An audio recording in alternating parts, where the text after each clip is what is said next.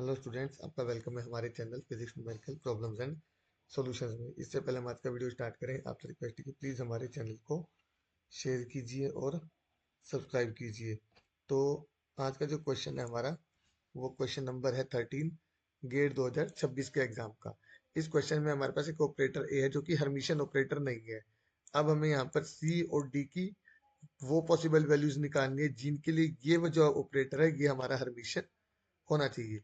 तो Hermitian operator की सबसे पहले हम कंडीशन देख लेते हैं। जो हर्मिशियन ऑपरेटर होता है उसमें होता है ये H dagger is equal to हमारा एच क्यू होता है। एच डैगर ये रिप्रेजेंट क्या करता है? ये रिप्रेजेंट करता है, देखो हमारे पास होते हैं दो चीजें होती है। एक होता है हमारे पास कॉम्प्लेक्स जिसको हम रिप्रेजेंट करते हैं स्टार से, दूसरा होता है हमारे पास कॉन्जुगेट जिसको हम रिप्रेजेंट करते हैं टी ट्रांसपोज से। एक होता है कॉम्प्लेक्स और एक होता है ट्रांसपोज। तो जब हमारे पास ये दोनों कंबाइन होते हैं, कौन सा, कॉम्प्लेक्स और ट्रांसपोज, दोनों मिलके क्या बनाते हैं?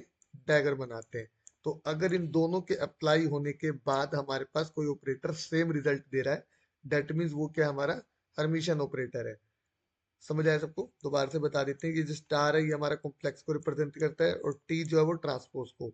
तो अगर किसी ऑपरेटर का हमारे पास ये मान लो एच है, या जो एच है मान लेते हैं इसको। तो अगर एच हमारे पास, एच डैगर हमारे पास इज इक्वल टू एच है, यानी कि उसका जो कॉम्प्लेक्स ट्रांसपोज है उसके बाद हमारे पास सेम रिजल्ट आ रहा है वापिस। तो ए कैप हमारा हर्मिशियन ऑपरेटर नहीं है। तो अगर हमारा ये हर्मिशियन ऑपरेटर है तो क्या होगा? इसका हम हर्मिशियन ले लेते हैं C A cap minus D A cap का डैगर ले लिया, और फिर इसका भी हम डैगर ले लेते हैं, इसको हम डैगर बोलते हैं। ठीक है, ये कितना आ गया सी। अब क्योंकि क्योंकि ये क्या है, कांस्टेंट है हमारे पास, तो इसका हम स्टार ले लेंगे। ए कैप का हमारे पास डैगर आ जाएगा यहाँ पे। ओके, माइनस डी का भी स्टार आ गया हमारे पास, और ये कितना आ गया, ए कैप का यहाँ पे हमारे पास क्या आ गया। अब डैगर का डैगर लेंगे तो कैंसिल हो जाएगा, तो वापिस ए कैप आ गया यहाँ पे।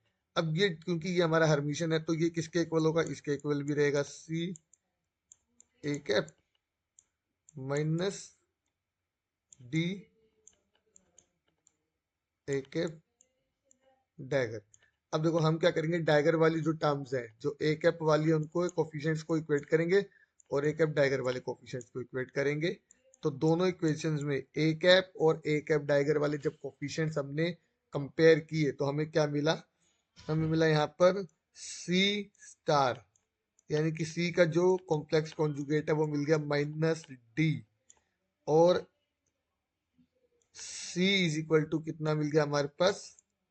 Minus D star. मतलब अगर हम देखें यहाँ से इस दोनों को कंपेयर किया तो सी स्टार यानी कि सी का जो कॉम्प्लेक्स कॉन्जुगेट है वो मिला माइनस डी, और इसको कंपेयर किया तो मिला C is equal to minus D का कॉम्प्लेक्स कॉन्जुगेट। ओके, अब ये हमारे पास दो इक्वेशन आ गए, दो कंपेयर, जो हमारे पास इक्वेशन आ गए यहाँ पर, हमारे पास जो रिलेशन आ गए सी और डी के बीच में। अब हम देखते हैं कौन सा वाला इन चारों में से कौन कौन सा हमारा सही है। फाइंड पॉसिबल वैल्यूज का मतलब है कि दो भी सही हो सकते हैं, तो ये सारे ऑप्शन हमें यहाँ पे चेक करने पड़ेंगे। तो अगर हमारा c इज इक्वल टू आई है तो फर्स्ट ऑप्शन ले लेते हैं यहाँ पे। अगर c इज इक्वल टू आई है हमारे पास, तो d इज इक्वल टू भी आई आना चाहिए। ठीक है, तो c स्टार कितना आ जाएगा हमारे पास? c स्टार कितना आ जाएगा हमारे पास? माइनस आई। ओके, और यहाँ पे d हमारा i है इसके अकॉर्डिंग, तो जब इस इक्वेशन में लगाएंगे तो क्या होगा हमारे पास? d is equal to minus I, तो ये तो सेटिस्फाई हो गया। ओके, हमारा ये इक्वेशन सेटिस्फाई हो गया यहाँ पे। अब आते हैं इस वाले के लिए, c इज इक्वल टू हमारे पास i है। अब d स्टार निकाल लेते हैं यहाँ से। d स्टार कितना आ गया हमारे पास? माइनस आई। ओके, यहाँ से तो ना minus D equal to I minus I आ गया था यहाँ पे, और डी स्टार करेंगे इस वाले के लिए तो माइनस आई आ गया। ओके, और माइनस आई आ गया यहाँ पर तो माइनस डी स्टार कितना आ जाएगा यहाँ से?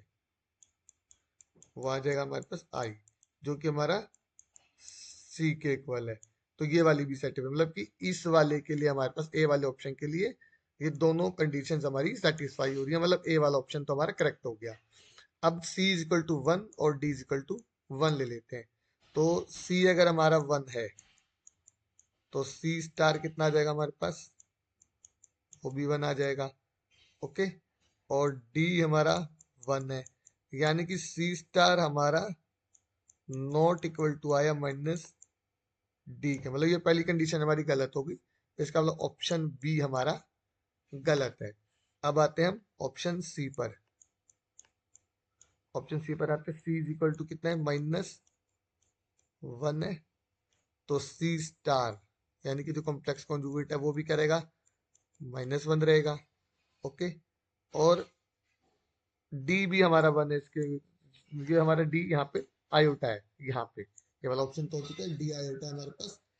तो माइनस डी कितना हो जाएगा, माइनस डी हो जाएगा माइनस आयोटा, तो सी स्टार हमारा यहाँ पे इक्वल नहीं आया माइनस डी के, तो ये वाली कंडीशन भी हमारी कैंसिल हो गई, तो सी वाला ऑप्शन भी हमारा गलत है। अब डी पे आ जाते हैं, डी वाला ऑप्शन जो है, डी वाले ऑप्शन में फिर से आ जाते हैं, फिर सी इज इक्वल टू हमारे पास है आयोटा, तो सी स्टार कितना आ गया माइनस आयोटा, और डी कितना हमारे पास माइनस आयोटा, तो माइनस डी कितना हो जाएगा आयोटा, यानी कि सी स्टार माइनस आयोटा और D I minus D iota, तो सी स्टार कितना आ गया हमारे पास माइनस डी के नॉट इक्वल टू, मतलब ये पहली कंडीशन ही हमारी इन तीनों ऑप्शंस के लिए सेटिस्फाई नहीं हुई, सिर्फ ऑप्शन नंबर ए है जिसके लिए हमारी ये दोनों जो कंडीशन है ये सेटिस्फाई हो रही है, सी और डी वाली।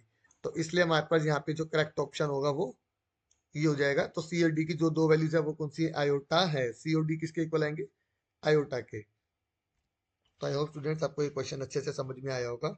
फिर भी अगर आपको कोई डाउट है तो प्लीज़ हमें कमेंट सेक्शन कमेंट करके बताइए, और हमारे चैनल को ज़्यादा से ज़्यादा शेयर कीजिए, सब्सक्राइब कीजिए और हमारी वीडियोस को